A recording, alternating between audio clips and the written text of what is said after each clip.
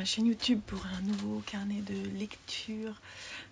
Je m'appelle Eve et ici on parle loisirs créatifs, mais pas que. J'ai décidé d'ouvrir depuis peu des carnets de lecture dédiés à ce que je lis, puisque je lis de plus en plus en ce moment et que ça me fait plaisir, tout simplement. J'espère que vous allez bien. Moi, c'est pas la grande forme, bon, rien de très grave, j'espère, mais petite baisse de régime, mon corps me rappelle à l'ordre. Mais ne vous inquiétez pas, il n'y a pas de grave soucis, c'est juste que du coup, je suis pas revenue avant. Il faut que je vous parle d'un livre que je n'ai pas ici, mais je reviendrai vous en parler quand j'irai mieux, parce que depuis le dernier carnet de lecture, je l'ai lu, c'est L'Hôtel de la Dernière Chance de Nikki Thornton, qui est un livre jeunesse, que j'ai lu dans le cadre du mois de la fantaisie organisé par Stéphanie de Piketty Bookin, et qui était dans le thème nous avons rencontré des personnes extraordinaires, quelque chose comme ça. Donc on est bien au chaud dans notre monde, et c'est la troisième sous-catégorie. Lecture mitigée, je reviendrai vous en parler. Donc il fallait que je suis passée à la section d'après, qui est nous avons découvert que nous avions un destin. Donc il faut trouver un livre sur un élu, qui a un destin particulier et qui va le découvrir au fil de l'histoire. Et je me suis retrouvée, après cette lecture un peu mes figues, mes raisins que j'ai faite, à être un peu perdue. Au départ, j'avais prévu de lire Gardien des cités perdues, que j'ai sur la Kindle. Et en commençant à lire, je me suis souvenue que je l'avais déjà lu. Voilà. Et franchement, j'en gardais un souvenir mitigé. Donc j'ai lu les quelques premières pages, je me suis dit mais oui, tu l'as déjà lu, mais tu connais l'histoire. Et j'ai pas eu envie de lire la suite. Voilà, donc j'ai abandonné. Après, j'ai ouvert Dragon Quest, qui est un des mangas de mes enfants. Ça m'a pas plu, enfin je l'ai lu quasiment en entier et je l'ai refermé. Voilà, donc j'étais un petit peu perdue, surtout que j'avais pas forcément envie de racheter des bouquins, parce que j'ai déjà fait une recommande là, que je recevrai, je pense, et que je vous montrerai. J'ai plusieurs livres qui vont arriver là, donc je vous ferai un petit haul de mes réceptions. Mais j'étais un peu perdue. Et là, je vais sur ma Kindle et je vois que j'avais mis un extrait de Grisha de Leith Bardugo. Et je commence à l'ouvrir et je commence à lire l'extrait. Et je dis oui, je veux lire ça. Donc je suis allée voir sur Momox. En fait, moi je vais voir sur Momox. Je sais pas si. Moi je pense que Momox est rattaché à Amazon, au grand méchant Amazon. Ça m'arrive, moi, d'acheter mes livres sur Amazon. Et oui. Quand je les trouve pas forcément simplement ailleurs. Et donc je me suis dit, je vais aller le chercher. Et bien sûr, je le trouve nulle part en fait en brochet. J'aurais bien voulu l'avoir en brochet, parce que la couverture elle est belle. Donc j'ai hésité. Et puis hier soir, j'ai continué à lire l'extrait. Ça m'a conforté dans mon envie de le lire dans cette partie. Et donc, du coup, ce matin, je l'ai acheté pour la Kindle. Voilà, donc c'est ma lecture en cours. C'était pas ce que j'avais prévu. Je voulais lire aussi, et je pense que je vais le lire aussi en parallèle, Nausicaa. Je l'ai déjà lu en fait, j'ai lu le premier, peut-être le deuxième aussi. On a les 3 premiers. Vous m'en avez dit beaucoup de bien en commentaire, apparemment la suite est vraiment formidable. Je vais le relire, et j'imagine bien que c'est formidable, parce que j'adore le dessin animé, j'adore l'univers de Miyazaki, donc ça m'étonne pas. Mais ce qui est intéressant, c'est qu'apparemment c'est pas vraiment la même histoire, c'est-à-dire que c'est que le début. Le dessin animé est inspiré que de l'histoire du début, et que quand le film est sorti, l'animé est sorti, il a continué à écrire Nausicaa. Donc ça a continué en plusieurs tomes. Voilà, donc je vais lire la suite. Et puis j'achèterai peut-être encore la suite, je vais voir. Parce que en ce moment, je réfléchis aux sagas et aux mangas qu'on peut garder à la maison, et ceux qu'on mettra de côté parce que ça prend trop de place. Bon, ben pour le moment, je vous laisse là. On se retrouve un peu plus tard quand j'aurai avancé mes lectures ou quand j'aurai reçu mes commandes. Mardi après-midi, il est 17h45 et je viens de recevoir ma livraison de bouquins, ma dernière commande. Pas d'occasion, donc ça c'est les livres neufs quoi, que j'ai commandés ce mois-ci. Alors, il y a ces trois envies pressantes. Donc, j'ai acheté la suite du Prieuré de l'Oranger. Donc, c'est la deuxième partie en fait du premier volume de la saga. Parce que j'ai pas pu me retenir, j'avais tellement envie de savoir la suite. Je sais pas si je le lirai ce mois-ci. Je vais voir en fait, parce que j'ai ma pile à lire pour le mois de la fantaisie, où je me suis dit je vais suivre le rythme. Je vais suivre le rythme de l'histoire en fait, c'est ce que je veux faire, l'histoire que Stéphanie nous propose. Et en fait, du coup, ce qui se passe là, c'est que c'est en train de. Mes prévisions sont en train de changer. Il y a des choses que je lis que j'avais pas prévues. Par exemple, je suis en train de lire Grisha. Ouais, j'ai lu les 30 premières pages. Mais du coup, j'avais trop envie, donc je vais le lire. Il n'était pas du tout prévu. Donc voilà, c'est pas grave, il y a des choses qui bougent. Si ça se trouve, celui-ci, je vais le mettre dans la partie dragon, hein, parce que. Enfin, dans la partie dragon, c'est les parties des créatures volantes. Une partie, on termine notre périple sur un animal qui vole. Voilà. Donc ça marcherait peut-être si j'ai trop envie de le lire. Donc c'est de Samantha Shannon. Dans mon dernier carnet de lecture, j'ai pas arrêté de dire Shannon Messenger, qui est en fait l'auteur de la saga Gardien des Cités Perdues. Donc désolée. Et même dans mon post Instagram, je me suis plantée, donc il a fallu que je le modifie. Je m'en suis rendu compte assez rapidement, mais il a fallu que je me modifie, quoi. Donc c'est bien Samantha Shannon. Je le relis et c'est aux éditions J'ai lu. Voilà. Et alors j'ai pris aussi aux éditions J'ai lu un coup de cœur en fait. Alors, je pense que c'est. Il y a plusieurs choses. Cette couverture me transporte. Il est extrêmement bien noté sur un Babelio, il est à 4,25 sur 5. Il est sorti dernièrement et donc c'est Young Adult. Et ça a l'air d'être top. Il y a l'histoire d'une princesse, un soldat, une chasseuse, un traître, un voleur, un monde au bord du chaos. Et peut-être quelque chose, une grande vérité qui se cacherait au fond d'une bouteille de fumée, d'où le titre Les voleurs de fumée. Et c'est de Sally Green. Et c'est sorti là en janvier 2021. Et j'avoue que là, j'ai hâte aussi. Celui-là, je ne sais pas quand est-ce que je vais le caler. C'est un gros pavé, hein, il fait 500 pages à peu près. J'aime bien la façon, c'est quand même assez aéré. Les éditions J'ai lu, c'est assez agréable. Donc c'est la partie... donc c'est la grande version en fait, hein, puisqu'on n'est pas dans la partie poche, quoi. Voilà. Donc j'ai très envie, la qualité du papier et tout, c'est chouette. Je pense que ça va être très agréable à lire. Et je me suis pris un animé qui me tentait là depuis. Alors je l'ai vu aussi en conseil, non pas dans un booktube, pas sur une chaîne booktube, je l'ai vu sur Babelio en fait. Je l'ai vu en conseil par les utilisateurs de Babelio dans les coups de cœur graphiques. Et c'est Saga, qui est une BD adulte de Fiona Staples et Brian K. Vaughan aux éditions Inédit Urban Comics. Non, Indies Urban Comics. Et là, pour le moment, ils disent qu'il y a 4 tomes. Celui-ci, il est sorti quand? Je ne sais pas.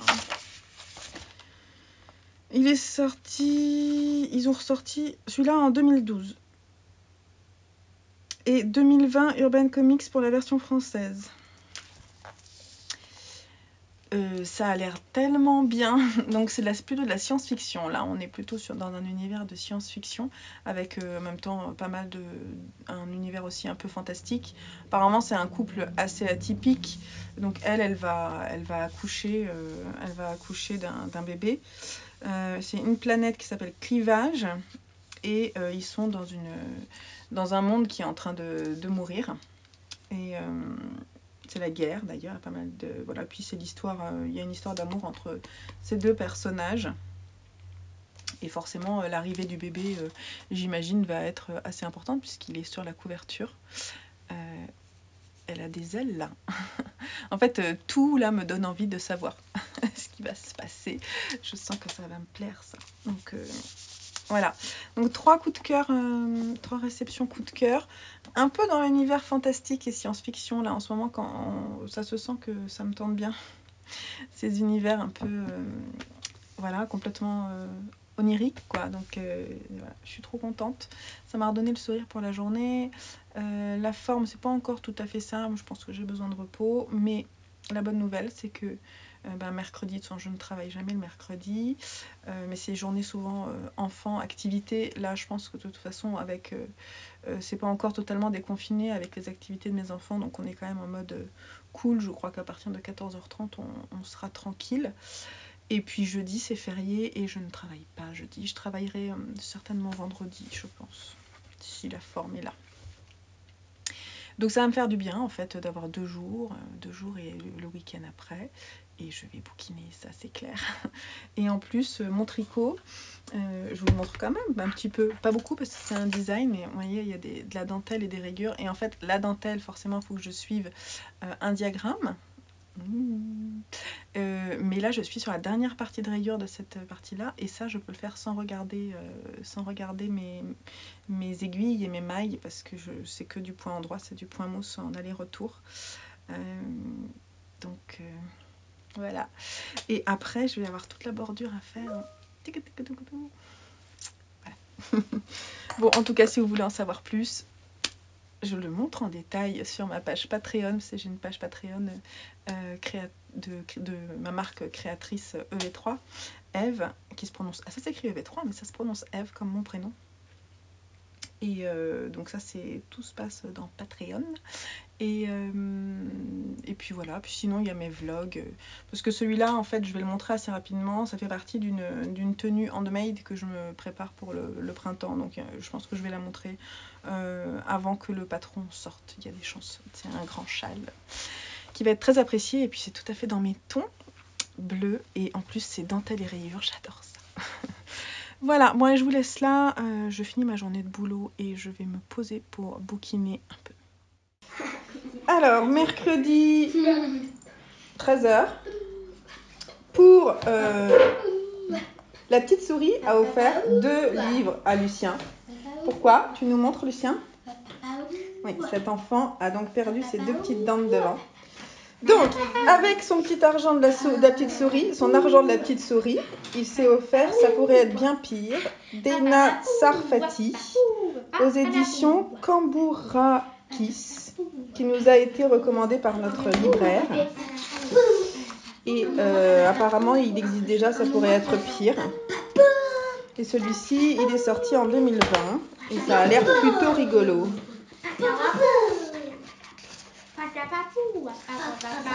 Voilà. Et pour fêter de façon correcte cette étape importante, je lui ai offert La Nuit des Zéphyrotes de Claude Ponty dans la version album L'école des loisirs. Et celui-là, on l'avait pas, parce qu'on les a quasiment tous. Et celui-là, il date de 2006. Les garçons, j'entends pas. Mais on fait une musique de fond. Papa sucré, papa sucré, papa sucré. Et alors apparemment, on se balade dans Paris et il y a des grandes planches là comme ça qui s'ouvrent. Et là, tu l'as un petit peu corné déjà, Lucien. Faire attention. Et puis il y a d'autres endroits où les feuilles s'ouvrent dans l'autre sens, c'est ça? Ouais, à un moment il y a. Ça, c'est encore un grand plan là. Attention au café. Hein. Wow. De quoi passer des moments de recherche. Parce que dans les dessins de Claude Ponty, c'est toujours... il y a 50 000 choses à voir, des petits détails. Toujours très importants. On adore. Oh là là. J'ai vu ça comme c'est beau. On va bien s'amuser. En fait, c'est trop stylé. C'est trop stylé. On croirait la vue La vue de chez nous, c'est quoi ce bruit? Waouh. Oh non mais j'adore. Bref, on va se régaler à lire celui-là. On va voir s'il détrône ma vallée et on vous dira. Donc je viens juste de recevoir, on est mercredi, et je viens de recevoir en fait un pli de Momox, donc une commande que j'attendais depuis un moment. Et c'est un peu le vlog de tous les achats de livres. Là en ce moment j'ai un peu craqué, j'avoue. Le fait que je sois un peu fatiguée et que je sois un peu obligée de rester allongée et tout ça, j'ai envie de bouquiner. Bref, qu'est-ce que j'ai pris? J'ai pris, donc c'est les livres d'occasion, donc j'ai pris 2 romans.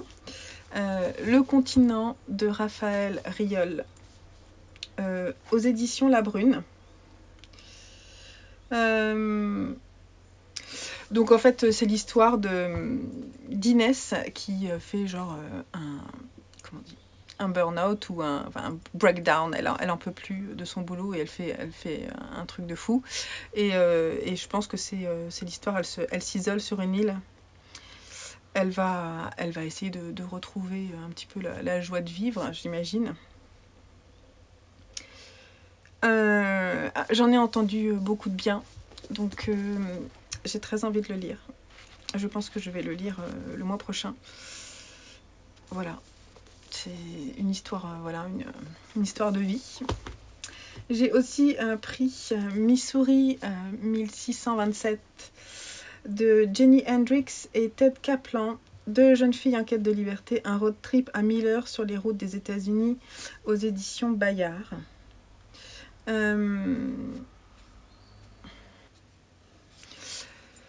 Donc c'est l'histoire de Veronica, qui est une jeune fille de 17 ans aux États-Unis, qui est une super nana, genre la fille que tout le monde rêve d'avoir pour copine. Elle a un avenir tout tracé, tout lui réussit. Et un jour, on comprend, un jour elle fait un test de grossesse et puis elle se rend compte qu'elle est enceinte. Et c'est la cata. Et il faut, en fait, ce qu'elle veut, c'est aller avorter, d'après ce que je comprends. Et elle sait pas trop comment faire. Donc elle est accompagnée d'une ancienne amie à elle qu'elle avait perdue de vue, qui pour elle est la seule capable de l'accompagner sur ce genre de quête, on va dire.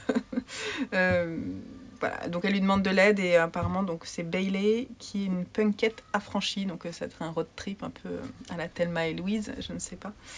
Voilà, des rebondissements en pagaille, une amitié mise à l'épreuve, un vent de liberté et bien plus encore. Il a vraiment été aussi plébiscité ce livre-là, donc l'histoire me tentait bien. Et puis une BD. Parce que j'en mourrais d'envie, ça fait très longtemps que je veux l'acheter. Donc c'est Black Sad de Diaz Canales et Guarnido, quelque part entre les ombres. Et donc c'est l'histoire de ce chat qui fait des enquêtes, si je dis pas de bêtises. Mais vous le connaissez certainement, c'est un classique de la BD depuis le temps. Ça fait un moment que c'est sorti en 2010 chez Dargaud. Première édition en 2000. J'ai le souvenir de l'avoir pris en fait à la bibliothèque et de l'avoir déjà lu, mais c'est une collection que j'ai envie de commencer dans ma bibliothèque parce que je me souviens que ça m'avait beaucoup plu aussi. Donc je vais le relire avec grand plaisir. Voilà pour les achats du jour. Là je suis un peu crevée, je vais aller me poser un petit peu dans mon lit avec ma tablette. D'ailleurs ça c'est une pochette que j'ai faite, c'était il y a quelques années, je dirais 4 ans, un truc comme ça, où j'avais lancé ma boutique en ligne. Donc c'est des pochettes en simili et cuir dans lesquelles je mets ma Kindle, parce que moi j'ai une Kindle, et avec une accroche comme ça, et on peut y ranger les marque-pages, des petites notes, je sais même pas ce qu'il y a là-dedans. Si, c'est des petites notes que j'avais prises. Et c'est vrai que c'est super chouette. Donc, je sais pas, si ça vous tente que je remette dans la boutique, je peux très bien refaire ça parce qu'il me reste des simili-cuir et des jolis bouts de coton ciré. Voilà, c'est juste que faut que ma machine soit un peu plus... faudrait que je la teste un peu mieux sur le sujet parce que là, les coutures, elles sont pas nickel. Mais bon, ça tient, hein. Donc il faut juste que je m'améliore un peu. Mais si vous voulez que j'en refasse, ça serait peut-être cool quand même. Et je me disais, faire ça, mais en format pour livre, ça serait sympa, hein, pour mettre dans le sac. Donc en fait, en ce moment, je réfléchis à ça. Et il y avait quoi d'autre aussi? Donc je réfléchis en fait au format. J'ai aussi des pochettes comme ça que j'avais matelassées, en fait toutes simples avec une fermeture éclair. Et je me dis que pour mettre un bouquin dedans, c'est pas mal.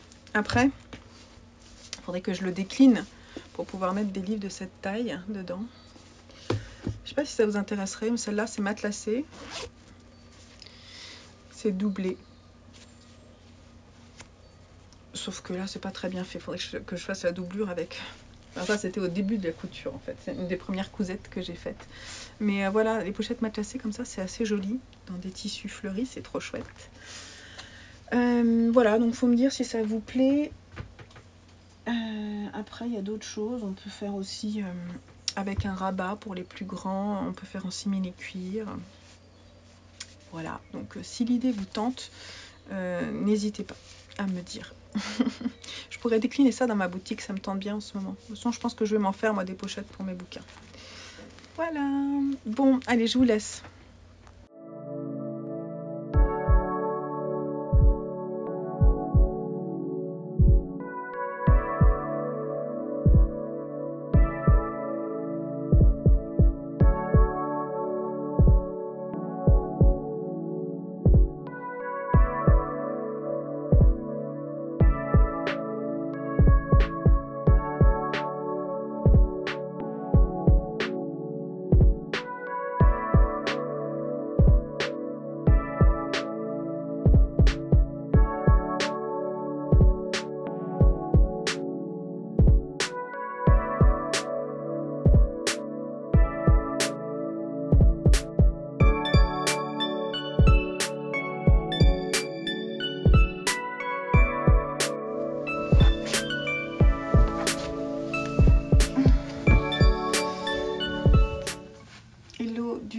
Jeudi matin, du jeudi 13, férié, jour férié, il est à peu près 10h, j'ai les cheveux mouillés, je sors de la douche. Je viens de faire ma petite photo pour le Me Made May. Je n'ai pas publié encore, mais j'avais envie de venir vous parler lecture. Alors Me Made May, en fait, pour ceux et celles qui suivent plutôt pour la partie lecture, c'est un challenge photo qui se déroule sur tout le mois de mai et qui permet en fait on montre tout ce qu'on a fait de fait main et on le montre porté en photo sur Instagram. Et cela nous permet de faire un point un peu sur la garde-robe. Et moi donc je vais prévoir une petite vidéo récap là-dessus parce que ça c'est très intéressant d'un point de vue point sur ce qui me manque, ce que j'ai en trop. Voilà, donc je voulais vous parler de lecture ce matin. Donc, j'ai lu dans le cadre du mois de la fantaisie 3 choses dont je voudrais vous parler. Donc on est toujours dans bien au chaud dans notre monde et là on va à la rencontre des personnes extraordinaires et j'ai choisi Bienvenue à l'hôtel de la dernière chance chez Michel Lafon. C'est un livre de Nikki Thornton qui a été élu prix du meilleur roman jeunesse par The Times à l'époque. Alors, donc on suit le petit pitch, on suit 7 sépis. Donc en fait c'est le début d'une saga, je m'en suis rendu compte à la fin, moi parce que c'est pas écrit, c'est écrit nulle part. Mais j'imagine que voilà, ça a été écrit, puis il y a une énorme ouverture à la fin. C'est le début d'une saga, et de toute façon je suis allée voir sur Babelio, effectivement, il y a la suite. Donc cette sépie, c'est un enfant, je ne sais pas, il doit avoir 12, 13 ans, quelque chose comme ça, je sais pas, je me souviens pas si c'est écrit. Il est orphelin, enfin il n'est pas vraiment orphelin, son père est parti et sa mère il ne sait pas ce qu'elle est devenue. Il est aide cuisinier et cuisinier dans cet hôtel de la dernière chance qui est tenu par un couple pas très sympathiques, qui ont une fille qui est particulièrement pas sympathique et qui prend un malin plaisir à embêter Seth. Et notamment, elle est dans une école de cuisine pour devenir elle-même cuisinière de profession. Apparemment, elle n'est pas très très bonne. Et quand elle rentre, à l'hôtel après ses études, elle demande à Seth de faire les plats qu'elle n'arrive pas à faire en fait. Donc, et puis elle dit que c'est elle qui les a fait. Et donc on est dans un hôtel qui n'a rien forcément de particulier. Il est surtout très isolé. On ne sait pas trop où c'est pas dit. Et là, en fait, il y a tout un groupe de personnes apparemment très réputées. L'hôtelier est très très impatient qu'ils arrivent. Il les accueille sur un grand tapis avec énormément de courbettes. Et voilà. Et donc Seth est très intrigué. Il se demande mais qui sont toutes ces personnes qui arrivent d'un coup. Et il y a un dîner qui est organisé, très select. Où il y a, je ne sais plus combien de personnes, mais quelques personnes qui sont conviées à ce dîner. Et notamment parmi eux, il y a comment il s'appelle ? Le docteur Thalomyus, l'éminent docteur Thalomyus. On ne sait pas trop ce qu'il fait, mais c'est vraiment le ponte. Et lui, il est allergique, je crois, c'est aux framboises, je crois. Et donc, il faut absolument lui faire un dessert spécifique. Et donc, la fille... comment est-ce qu'elle s'appelle, celle qui est insupportable, là ? Je ne sais plus son prénom. Tiffany ? Ouais, Tiffany. Elle force Seth à faire un dessert vite, très très rapidement.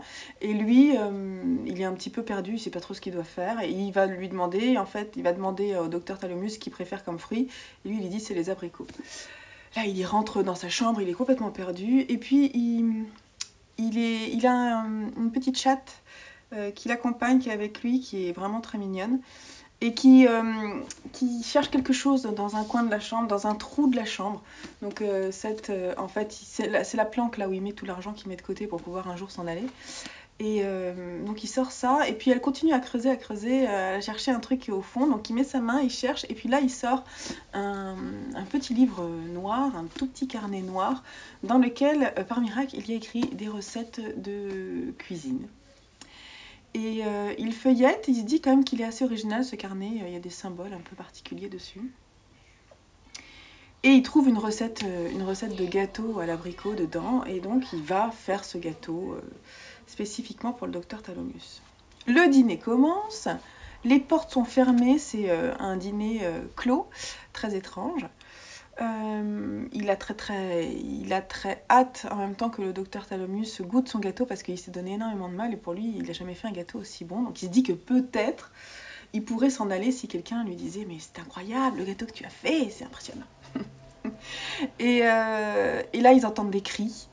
Et ils ouvrent rapidement les portes et ils se rendent compte que le docteur Thalomyus est en train de mourir en étant empoisonné. Et tout accuse Seth, bien sûr. Tout le monde l'accuse en plus.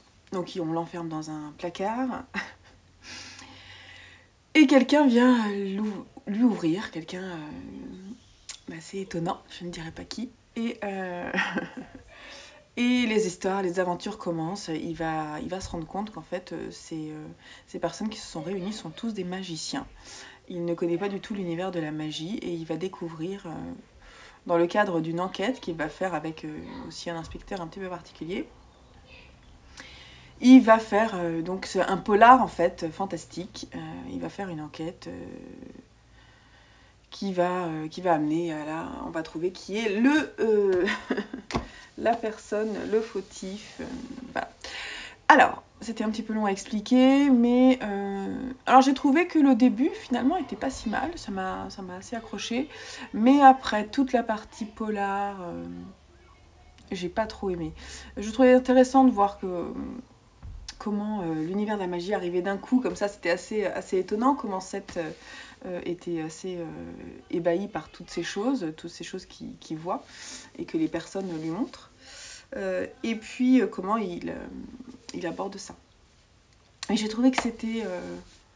franchement, on est mené en bateau, c'était un peu facile finalement pour arriver sur une fin qui n'a rien d'exceptionnel et qui est surtout tellement ouverte qu'effectivement ça donne toutes les possibilités pour la suite. Voilà, c'est vraiment le début d'une saga. Bon, j'ai pas trop aimé. Surtout ce que j'ai pas trop aimé. J'ai trouvé les chapitres extrêmement courts. Alors on est vraiment sur un livre jeunesse, hein, Eve. Donc forcément, je pense qu'en fait pour les jeunes, c'est très bien. C'est-à-dire que c'est hyper rythmé, en fait, c'est très bien. Pour ceux qui ont du mal à lire des choses longues, ça peut être très rythmé, ça peut être sympa. Le fait que... Je trouve que les personnages sont chouettes, j'aime bien Seth et la petite chatte, là, c'est plutôt rigolo. Et puis il y a d'autres personnages que je trouvais assez creux. Globalement, même, je dirais 80% des personnages étaient assez creux. Voilà, j'ai trouvé que le rythme était trop soutenu finalement pour pas dire grand chose. Donc, j'ai pas trop aimé et je lirai pas la suite. Je vais le laisser dans la bibliothèque de mon fils Joseph, voir s'il veut le lire. Et puis voilà, on ferme le sujet. Ensuite, j'ai lu sur ma liseuse, je vous en ai parlé déjà, Grisha. J'ai mis Grisha, The Shadow and Bones, le premier tome de la saga Grisha de Leigh Bardugo, et c'est aux éditions Milan. Je n'ai pas réussi à le trouver en brochet. Sniff. Donc je l'ai pris sur ma liseuse et je l'ai dévoré en 2 jours. Voilà. Je ne sais pas combien il fait de pages. Donc vous le connaissez certainement parce que si vous avez peut-être vu la série Netflix que je ne connais pas, je ne l'ai pas vue. Et ce qui est sûr, c'est que je vais d'abord lire la saga avant d'aller découvrir la série. Je crois qu'il y a des personnes, c'est les chroniques du petit hérisson, du hérisson, je ne sais plus, excuse-moi si je me trompe sur le nom. Elle dit qu'elle a déjà vu la série et que donc elle lit le livre. Et qu'effectivement, du coup, l'appréciation est différente de la mienne. Mais en même temps, ce qu'elle dit, je suis assez d'accord globalement. Alors, on suit Elina et Mal, qui sont 2 orphelins. On les voit d'abord enfants, et ils sont dans un monde qui est dévasté par des forces obscures. Et donc dans ce monde-là, il y a ce qu'on appelle des magiciens. En fait, ce sont les Grishas. Ça peut être des hommes comme des femmes. Ils sont repérés parce qu'ils ont des talents dès leur plus tendre enfance. Et on les forme pour ensuite avoir différents rôles dans la société magique. Et donc pouvoir aider le peuple. Et donc eux, Mal et Evina, ils sont testés de leur plus tendre enfance. Ils ont quoi, 7-8 ans. Et aucun des deux n'est suspecté d'être Grisha. Et puis ensuite, ça c'est, on va dire, les 10 premières pages. Ensuite, on arrive au temps maintenant, au temps présent dans le livre.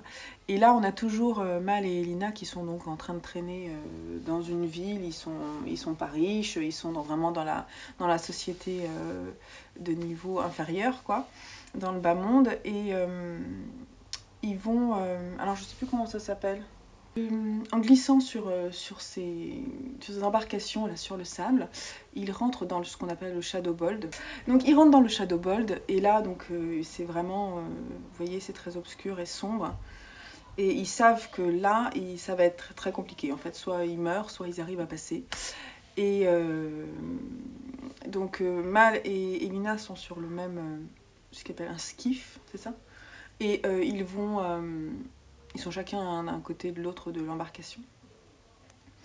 Et là, tout d'un coup, il y a des Volcra qui arrivent. Les Volcra, c'est un peu comme des grosses créatures qui ressemblent un peu à des dragons, quoi. Hein, ça, voilà. Et ils sont terribles, en fait. C'est vraiment ils attaquent, en fait, le skiff. Ils attaquent tout sur leur passage et ils veulent attraper. Donc, il y a un des amis, l'autre cartographe, est emporté et tué. Et là, Mal se retrouve mal. non, Mal, je fais des blagues. Mal, ouais, il est vraiment, il est attrapé et attaqué par un Volcra. Et donc Elina le retrouve en fait sur l'embarcation et elle est terrifiée, elle pense qu'il va mourir.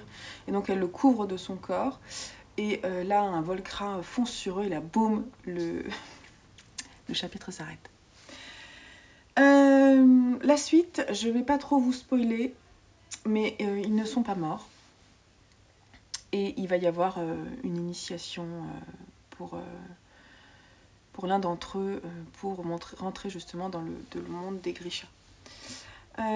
Alors, vous voyez que quand je vous raconte le début de l'histoire, moi j'ai été embarquée dès les 10 premières pages, j'ai été embarquée, quoi. Je me souviens avoir pris le livre, déjà l'avoir lu un extrait sur ma Kindle et dit ok d'accord, c'était pas ça que j'avais prévu, mais ok, je l'achète.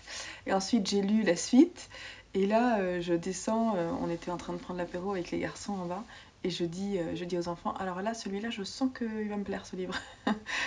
Et en fait je suis rentrée dedans et je l'ai dévoré, vraiment je l'ai dévoré. Alors effectivement, comme dit les chroniques du hérisson, on est d'accord que justement il y a moins de détails sur le monde, on n'a pas beaucoup d'éléments précis, de description précise du monde, et en fin de compte c'est pas ça qui est le plus important dans cette histoire, c'est vraiment le personnage d'Elina qui est le personnage central de ce livre et ce qu'elle ressent. Et c'est une jeune fille qui est amoureuse, qui découvre sa beauté, qui se découvre en tant que femme. C'est très important dans le livre-là. Alors moi j'ai beaucoup aimé justement, pas forcément cette partie-là, c'est pas ce que j'ai préféré, la partie romance, c'est pas ce que j'ai préféré, même si je trouve que c'est quand même sympa parce qu'il y a des choses qui se mêlent entre justement les croyances et l'amour, donc c'est quand même assez intéressant de savoir faire les bons choix. Mais j'ai trouvé que c'était vraiment très très bien fait. Moi je dis bravo à l'auteur qui a réussi un tour de main vraiment très très fort à nous embarquer dans cette histoire. Et moi je suis adulte, donc ça a quand même bien fonctionné avec moi aussi. Donc j'ai qu'une envie, c'est de lire la suite en fait. Ça se lit très très très vite, les chapitres sont assez courts, il se passe énormément de choses. Dans ce premier tome, il se passe énormément de choses, je ne sais pas si vous avez lu la suite, mais je ne sais pas si vous avez la suite et si c'est pareil. C'est sorti il y a un moment en fait, et c'est sorti d'abord en anglais bien sûr, parce que elle est américaine. Si je dis pas de bêtises, c'est traduit de l'américain. Je vérifie. Le titre original, c'est Shadow and Bone. Et c'est vraiment une série à succès. Je pense que ça pourrait me plaire de voir la série. Donc pour le moment, j'ai pas envie de me spoiler l'histoire. Apparemment, c'est plus intéressant de lire d'abord. J'ai très envie de savoir la suite, mais je vous recommande Grisha parce que j'ai adoré. Et c'est du young adulte. Moi, je dirais plutôt, 12-15 ans, quoi, on va dire. Donc ensuite, là en fait j'avais clos la partie Bien au chaud dans notre monde, je crois. Et on partait maintenant à la rencontre du petit peuple. Et donc j'avais mis ce manga, Alpi the Soul Sender, de qui Rona, chez Kyun Sainan. Pensant être dans le thème, pensant que donc cette jeune fille allait vivre des aventures avec ce personnage, et je me suis dit ils vont rencontrer des personnages fantastiques, on va être parfaitement dans le thème. Finalement, ce qu'on voit sur la sur la couverture ici est particulièrement beau, le dessin est vraiment magnifique. Finalement, c'est l'histoire de Alpi, qui est une soul sender, qui est donc une jeune fille qui a les capacités de sauver l'âme des esprits magiques, les esprits magiques de ces créatures fantastiques. Quand elle décède, en fait, leur âme est renfermée à l'intérieur de leur corps et du coup, l'âme n'arrive pas à sortir du corps, donc en fait ça tout pourrit autour d'eux et peut ensuite aller pourrir toutes les terres à côté, et s'il y a des villages, les gens doivent partir des villages pour s'en sortir. Les Soul Senders, eux, viennent en fait avec des incantations magiques délivrer l'âme du corps et l'envoyer à nouveau dans le ciel, et ensuite purifier le corps qui est sur terre pour qu'il puisse mourir en paix. Ça se fait de façon difficile parce qu'elle prend beaucoup de risques. Elle est seule et non, elle n'est pas seule. Elle est avec son fidèle serviteur Pelenai, qui est un homme un peu plus âgé, qui est vraiment son serviteur, qui lui porte ses affaires, qui la protège aussi. C'est un peu une référence paternelle. Elle est à la recherche de ses parents qui sont aussi Soul Sender et qui sont déjà partis en voyage. Donc elle aimerait bien les retrouver et elle fait ses propres expériences, mais elle est assez jeune pour faire ça. Voilà. Alors, malgré des dessins vraiment très beaux, j'ai été déçue par ce manga parce que j'ai pas trouvé ce que je cherchais sur la couverture. Je cherchais une initiation, alors qu'en fait c'est pas le cas. Elle sait déjà faire les choses et elle prend beaucoup de risques. Je cherchais des personnages qui peut-être seraient vivants et pourraient discuter avec elle, avoir une relation, mais c'est pas le cas en fait. Elle les libère seulement et on les voit juste morts en fait, ces créatures fantastiques. Donc elle part, en fait c'est une sorte de voyage en fait. On la suit dans ses voyages et dans ses expériences de Soul Sender. Tout simplement, et je trouve que c'est un peu, bon, c'est pas suffisant quoi en fait. Ça manque un peu de fond. Qu'est-ce qu'elle fait, pourquoi elle cherche ses parents, pourquoi ils sont partis sans elle. Rien n'est dit. Voilà, finalement la couverture est très belle, mais à l'intérieur c'est moins beau, je trouve. On a du mal quand les créatures sont mortes, on n'arrive pas à voir ce qui se passe, c'est assez sombre. Vous voyez, on essaie de voir les traits, mais on ne les voit pas. Alors bon, c'était un petit peu décevant. Ouais, je trouve que même les personnages à côté n'étaient pas très intéressants. Un petit peu déçue quand même. Et surtout, je suis pas dans le thème. Je suis pas dans le thème du petit peuple. Donc, aujourd'hui, je vais lire Peter Pan, que je n'ai jamais lu en livre. J'ai vu des films, mais j'ai jamais lu, je pense pas. De J.M. Barrie, ça c'est aux éditions Folio Junior. Je l'avais acheté pour mes enfants et je trouvais que c'était sympa qu'on allait pouvoir le lire, c'est quand même une référence. Et je sais qu'il y a des fées dedans, hein, la fée Clochette notamment. Et je vais donc le lire aujourd'hui pour le mettre dans ce thème-là.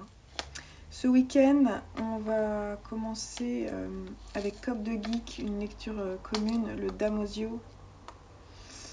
Donc je vais essayer de le lire avant qu'on commence cette lecture commune, qui est quand même un gros pavé. Et voilà, donc je vous laisse là, je reviendrai vous dire ce que j'en ai pensé. Alors, j'ai lu j'ai vu... Le problème, c'est que je sais plus comment tu t'appelles. C'est un jeune homme qui est booktuber. J'ai découvert sa chaîne il n'y a pas longtemps. Je mettrai en dessous ici. Il l'a lu récemment, justement, dans le cadre, je crois, du mois de la fantaisie, et ça lui a beaucoup plu. J'ai beaucoup aimé sa critique, donc voilà, je vais me laisser. Je pense que ça va être sympa à lire, ça va être rapide, et puis l'histoire, on la connaît. C'est ça qui m'embête un peu en fait dans le fait de le lire, puisque l'histoire je la connais, j'aime pas ça, j'aime bien découvrir des nouvelles histoires. Voilà. Et alors oui, je voulais vous dire que pour Grisha, je suis vraiment dégoûtée de ne pas avoir l'édition, hein, vous avez compris. Et du coup, j'ai osé ce matin envoyer un message à la maison d'édition en disant que voilà, j'aimerais bien avoir l'édition brochée. Et apparemment, ils ressortent en fait toute la série. Donc, je vais croiser les doigts. Peut-être qu'ils vont me l'envoyer ou je sais pas, à voir. Sinon, j'essaierai de la trouver, hein, c'est pas grave. Je me suis dit pourquoi pas. Allez, on tente. Et qui ne tente rien n'a rien. Bon, allez, je vous laisse là, je vous tiendrai au courant. Bye. Tine n'était pas entièrement mauvaise, ou du moins, si elle l'était en cet instant, elle pouvait se montrer tout aussi bonne. Les fées sont tout l'un ou tout l'autre, car leur taille minuscule ne leur permet d'éprouver qu'un sentiment à la fois. Alors, on est samedi 15 mai, je crois. Je voulais revenir sur deux choses. La chaîne dont je parlais de ce jeune homme qui me fait beaucoup rire et qui a des lectures plutôt sympas, c'est Fluffy, qui est là devant moi, Fluffy, F-L-O-F L-Y-Y. C'est lui qui a lu Peter Pan il n'y a pas très longtemps et j'aime beaucoup sa façon, son dynamisme de ses vidéos. Et donc voilà, donc Flofi, je pense pas qu'il regarde ces vidéos là, mais en tout cas, si vous le connaissez pas, je vous mettrai le lien vers sa chaîne en dessous. Deux choses, je vous ai dit que Alpi the Soul Sender ne rentrait pas dans le monde des...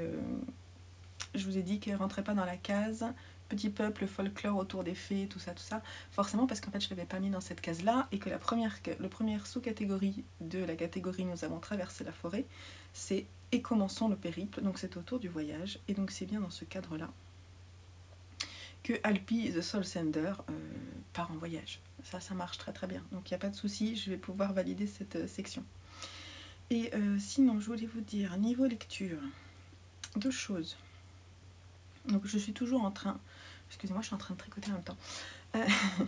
Je suis en train de lire Peter Pan, que j'ai bientôt terminé, j'ai un peu plus de la moitié, ça se lit bien. Je vais essayer de le finir cet après-midi, voire demain. Mais en parallèle, je vais commencer La Horde du Contrevent de Alain Damasio. Donc ça c'est un peu genre la bricasse de 700 pages, c'est un peu le challenge et il fait partie de deux catégories pour moi un peu. C'est lance-toi un défi parce que c'est quand même une des grandes références de la fantasy que j'osais pas forcément lire, j'avoue.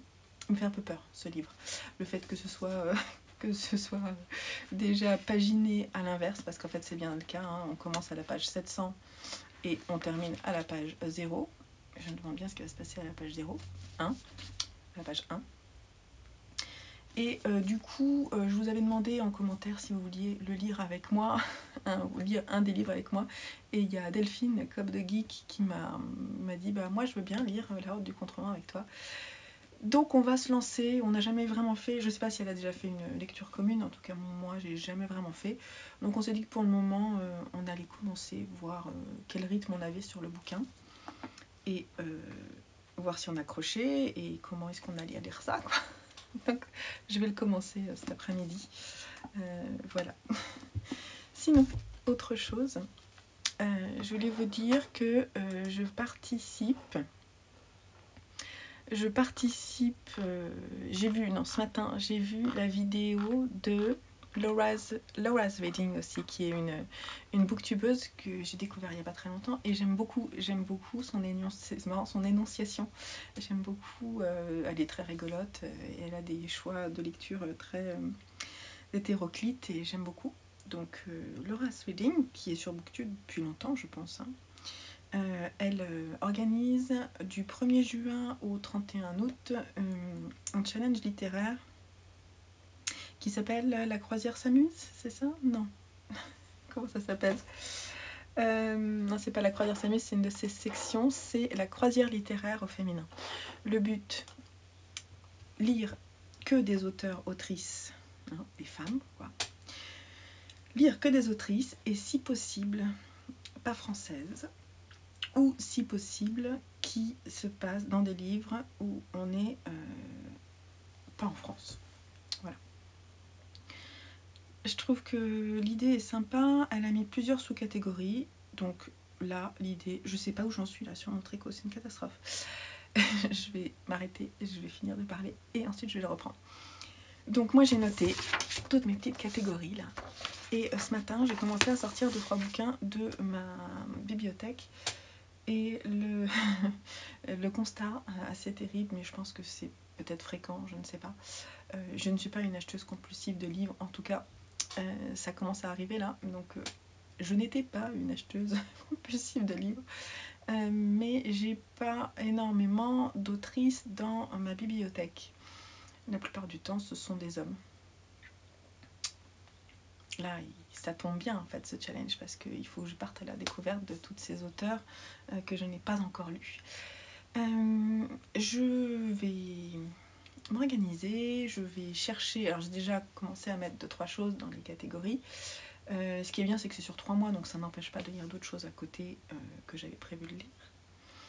Et puis ce que je voulais vous dire c'est que je vais vous préparer une vidéo pâle je pense pour dans une semaine, 10 jours quoi. Faut juste que je check si je dois acheter 2-3 choses ou si je dois aller en librairie. Je pense que ce serait bien. Voilà, les 2 petites choses. Donc là, je viens de perdre toutes mes mailles. Tout va bien. Hello du dimanche matin.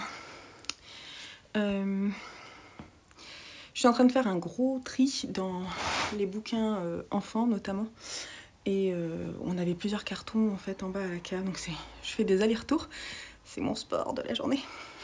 D'où le côté un peu suintant, très très agréable. Et en faisant le tri, donc l'idée c'est de mettre une partie sur Momox. Donc là j'ai un carton qui est prêt à partir. Et une autre partie sur Vinted pour ceux qui sont en bonne forme, quoi. Et le reste, je vais tout mettre dans des boîtes à livres. Je peux pas jeter des livres. Je sais pas comment vous faites, mais voilà. Et normalement, ma bibliothèque, on peut déposer des livres, mais là en ce moment, avec les conditions sanitaires, c'est pas possible. Mais je vous mettrai le lien en dessous vers mon Vinted si ça vous intéresse. Sait-on jamais, si, parce qu'on a quand même énormément de livres. Moi j'ai 3 enfants, dont mon aîné a 12 ans, donc et on est consommateur de beaux livres, donc il y a un moment il faut faire un tri, quoi. Donc j'ai des livres qui sont quand même en bonne forme, comme par exemple celui-là qui est très très beau. Voilà, mais après je vais les mettre vraiment pas cher sur Vinted, donc sait-on jamais si ça vous intéresse, je vous mets le lien en dessous. Et en faisant ce tri, je suis tombée là-dessus. Le royaume d'Arcadis, livre 1, l'héritier perdu. Et figurez-vous que je crois que j'en ai entendu parler, bon il n'est pas en forme, hein. J'en ai entendu parler sur des sélections du mois de la fantaisie. Donc j'étais contente. C'est de Roy Ducarmé, en plus c'est une belle édition. C'est quoi l'édition? Je ne sais pas. Il n'y a pas d'édition? Je sais pas. Roy Ducarme, c'est auto-édité, peut-être. Bref, tout ça pour dire que si vous l'avez lu et que si vous pensez qu'il est bien, dites-le moi en commentaire. Et sinon, c'est rigolo, quoi. Je vais le mettre dans ma pile à lire, puisque du coup, je vais le lire. Bienvenue en Arcadis, continent partagé par 4 peuples. La magie préside aux destinées de ces clans contraints à vivre sur la même terre, mais que tout oppose. À peine sortis d'une guerre qui les a déchirés, les habitants de ce monde offert par les dieux risquent de basculer à nouveau dans le chaos.